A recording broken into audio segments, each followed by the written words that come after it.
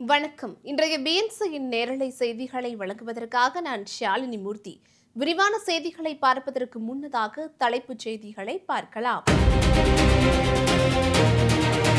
திமுகவை வீழ்த்த தாவேக்காவால் மட்டுமே முடியும். தாவேக்க தலைவர் விஜய் உறுதி. மாம்பழம் சின்னம் யாருக்கு என ராமதாஸ் வழக்கு. தேர்தல் ஆணையத்தில் முறையிட அன்புமணி டெல்லி பயணம்.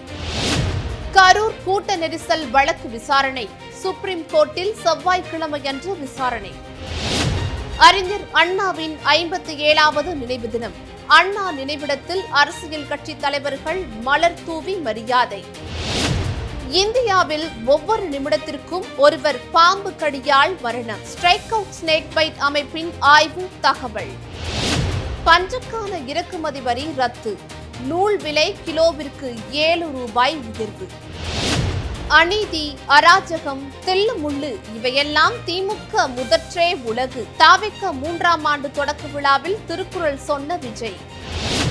மாற்றத்தை விரும்பும் மக்கள் மாநாட்டில் 234 வேட்பாளர்கள் அறிவிப்பு. திருச்சி மாநாட்டில் அறிவிக்கும் சீமான்.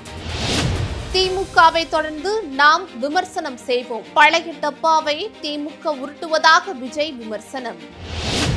செங்கோட்டையனை செல்லா காசு என விமர்சித்த செல்லூர் ராஜு. திருவிழாவில் காணாமல் போன ஆடு எனவும் கிண்டல். இனி விரிவான செய்திகளை பார்க்கலாம்.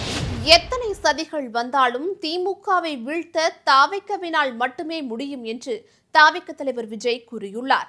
தமிழக வெற்றி கழகத்தின் 3ஆம் ஆண்டு தொடக்க விழா பனையூரில் விஜய் தலைமையில் நடைபெற்றது.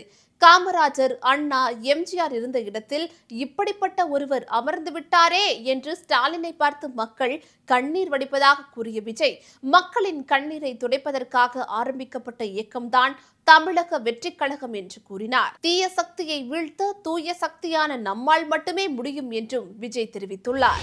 அன்புமணி ராமதாசுக்கு மாம்பழம் சின்னம் ஒதுக்கியது தொடர்பாக தேர்தல் ஆணையம் 3 வாரத்திற்குள் பதிலளிக்க வேண்டும் என்று உயர்நீதிமன்றம் தலைமை நீதிபதி அமர்வு உத்தரவிட்டுள்ளது. இவ்வழக்கில் அன்புமணி தரப்பு வாதிட முயன்ற நிலையில் எதிர்த்தரப்பினராக இல்லாத போது வாதிட முடியாது என உயர்நீதிமன்றம் நீதிபதிகள் அனுமதி மறுத்தனர். இந்நிலையில் பாமக பெயர் சின்னம் தொடர்பான விவகாரத்தில் தேர்தல் ஆணையத்தில் முறையிட அன்புமணி டெல்லி பயணம் மேற்கொள்கிறார். டெல்லி சென்று தேர்தல் ஆணையத்தை அணுக அன்புமணி முடிவு செய்துள்ளார். கரூர் கூட்ட நெரிசல் வழக்கு விசாரணை உச்சநீதிமன்றத்தில் செவ்வாய்க்கிழமை மீண்டும் விசாரணைக்கு வருகிறது.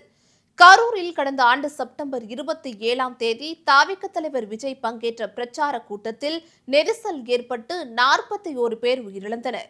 இந்த விவகாரம் தொடர்பாக தாவேக்க கட்சி உள்ளிட்டோர் தாக்கல் செய்த மனுக்களை விசாரித்த உச்சநீதிமன்றம் விசாரணையை சுப்ரீம் கோர்ட் ஓய்வு பெற்ற நீதிபதி அஜய் ரஸ்தோகி தலைமையிலான குழு கண்காணிக்கும் என்றும் தெரிவித்தது. சிபிஐ விசாரணை தற்போது தீவிரமடைந்துள்ள நிலையில் வழக்கில் விசாரணை உச்சநீதிமன்றத்தில் நடைபெறவுள்ளது. தமிழகத்தின் முன்னாள் முதல்வரும் திமுக நிறுவனருமான அறிஞர் அண்ணாவின் 57வது நினைவு தினம் அனுசரிக்கப்படுகிறது. அண்ணாவின் நினைவு தினத்தை முன்னிட்டு மெரினா கடற்கரையில் உள்ள அவரது நினைவிடத்தில் பல்வேறு அரசியல் கட்சி தலைவர்கள் மலர் தூவி மரியாதை செலுத்தினர். இந்தியாவில் ஒவ்வொரு 5 நிமிடத்திற்கும் ஒருவர் பாம்பு கடியால் மரணமடைவதாக சமீபத்திய ஆய்வு ஒன்று தெரிவித்துள்ளது. உலகளவில் ஆண்டுதோறும் சுமார் 1,38,000 பேர் பாம்பு கடியால் உயிரிழப்பதாக ஸ்ட்ரைக் அவுட் ஸ்னேக் பைட் அமைப்பின் ஆய்வு தெரிவிக்கிறது. இதில் பாதி உயிரிழப்புகள் இந்தியாவிலேயே நடப்பதாகவும் தெரிவிக்கப்பட்டுள்ளது. சுமார் ஒவ்வொரு 5 நிமிடத்திற்கும் ஒருவர் பாம்பு கடியால் மரணமடைவதாக கூறப்படுகிறது. பாம்பு கடி பாதிப்பு என்பது ஒரு சமூக சமத்துவமின்மையின் அடையாளம் என்றும் இதில் உயிர்காக்கும் சிகிச்சைகள் வசதி படைத்தவர்களுக்கான சலுகையாகவே இன்று வரை நீடிப்பதாகவும் ஆய்வு சுட்டிக்காட்டியிருக்கிறது. பஞ்சுக்கான இறக்குமதி வரி ரத்து செய்யப்பட்டதால் 5 மாதங்களுக்கு பிறகு நூலின் விலை கிலோவிற்கு 7 ரூபாய் உயர்ந்துள்ளது. திருப்பூரில் 10,000க்கும் மேற்பட்ட பின்னலாடை நிறுவனங்கள் மற்றும் அதனை சார்ந்த ஜாப் ஒர்க் நிறுவனங்கள் செயல்படுகின்றன. நூல் விலை மற்றும் மூலப்பொருட்களின் விலையை கருத்தில் கொண்டு ஆடைகளின் விலை நிர்ணயம் செய்யப்படுகிறது. கடந்த 5 மாதங்கள் நூல் விலையில் எந்தவித மாற்றமும் இன்றி ஒரே விலை சீராக இருந்து வந்தது. இந்த நிலையில் நடப்பு மாதத்திற்கான நூல் விலையை நூற்பாலைகள் இன்று அறிவித்தது. அதன்படி அனைத்து வகையான நூல்களுக்கும் கிலோவிற்கு 7 ரூபாய் உயர்த்தி அறிவிப்பை வெளியிட்டிருக்கிறது. இன்றைய டிஜிட்டல் உலகத்தில் திருவள்ளுவர் இருந்திருந்தால் தீய சக்தியை பற்றி என்ன திருக்குறள் எழுதியிருப்பார் என்பதை ஒரு கற்பனையாக சொல்கிறேன் என்று சொன்ன விஜய், அநீதி, அராஜகம், தில்லுமுள்ளு இவையெல்லாம் திமுக முதற்றே உலகு என்று எழுதியிருப்பார் என்றார். அப்போது அங்கு கூடியிருந்த நிர்வாகிகள் அனைவரும் கைகளை தட்டி விசிலடித்ததோடு ஒன்ஸ் மோர் கேட்டனர். தாவேக 3ஆம் ஆண்டு தொடக்க விழா இன்று பனையூரில் உள்ள அக்கட்சியின் தலைமை அலுவலகத்தில் நடைபெற்றது.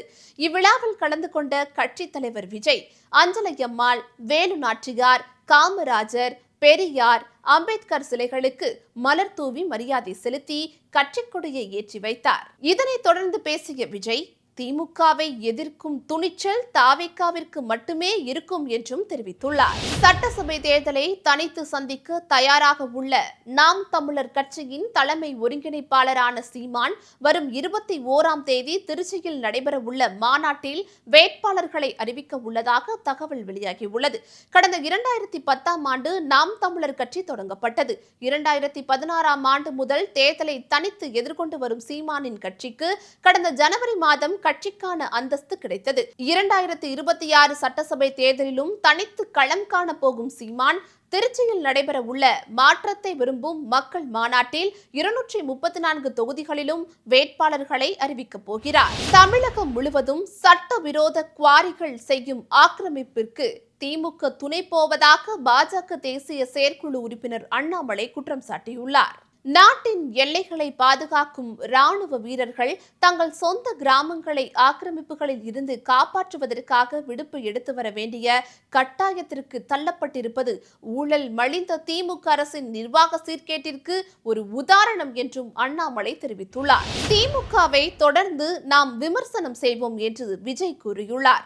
தாவேக தொடக்க விழாவில் பேசிய விஜய், டெக்னாலஜி வளர்ந்திருக்கும் சூழலில் விமர்சனங்களில் உங்கள் டெக்னிக்கையாவது மாற்றுங்கள் என்று திமுகவை விமர்சித்தார். 50 வருடங்களுக்கு முந்தைய தகர டப்பாவை எடுத்து உருட்டுகிறார்கள்.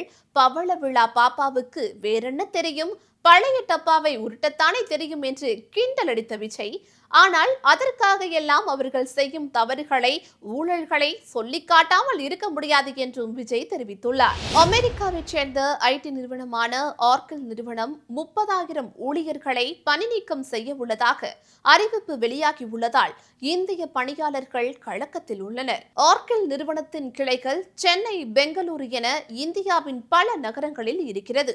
இந்த நிலையில் இந்நிறுவனத்தின் பணி நீக்கம் செய்யப்படுவதாக அறிவிப்பு வெளியாகியுள்ளது குறிப்பிடத்தக்கது. யாருமே ஏற்றுக்கொள்ளாததால் செங்கோட்டையன் தாவேகாவுக்கு சென்றுள்ளார் என்றும் அவர் செல்லா காசு என்றும் திருவிழாவில் காணாமல் போன ஆடாக நாங்கள் கருதுகிறோம் என்றும் அதிமுக முன்னாள் அமைச்சர் செல்லூர் ராஜு தெரிவித்துள்ளார். மதுரையில் இன்று செய்தியாளர்கள் மத்தியில் பேசிய செல்லூர் ராஜு, எந்த கட்சியும் ஏற்றுக்கொள்ளாததால் வேறு வழியில்லாமல் தாவேகாவுக்கு சென்றுள்ளார் செங்கோட்டையன் என்றும் செல்லூர் ராஜு விமர்சித்துள்ளார். திருநெல்வேலி மாவட்டத்தில் மாற்று சமூக நபரை காதலித்த பெண் திருமண ஏற்பாடுகள் செய்யப்பட்ட நிலையில் ஆணவ கொலை செய்யப்பட்டதாக குற்றச்சாட்டு எழுந்துள்ளது. மாற்று சமூகத்தைச் சேர்ந்த இளைஞரை காதலித்த சிவமதிக்கு பிப்ரவரி 6ஆம் தேதி புளியரையில் உள்ள தட்சிணாமூர்த்தி கோயிலில் திருமணம் நடைபெறும் என கூறி பத்திரிகையும் அச்சிடப்பட்டு விநியோகிக்கப்பட்டு வந்துள்ளது. இந்த நிலையில் சிவமதியின் உறவினர்கள் திருமணத்தை நிறுத்துமாறும் தகராறு செய்ததாக தெரிகிறது.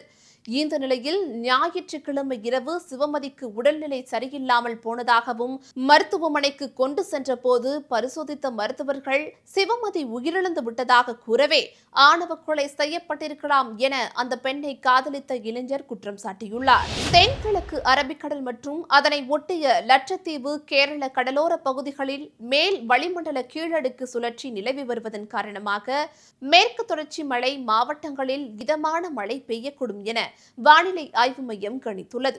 வானிலை ஆய்வு மையம் வெளியிட்டுள்ள அறிவிப்பில் கிருஷ்ணகிரி, திருப்பத்தூர், வேலூர், ராணிப்பேட்டை, நீலகிரி மற்றும் திண்டுக்கல் மாவட்டங்களில் இன்று முதல் வரும் 5ஆம் தேதி வரை மிதமான பனிமூட்டம் காணப்படும் எனவும் வானிலை ஆய்வு மையம் தெரிவித்துள்ளது.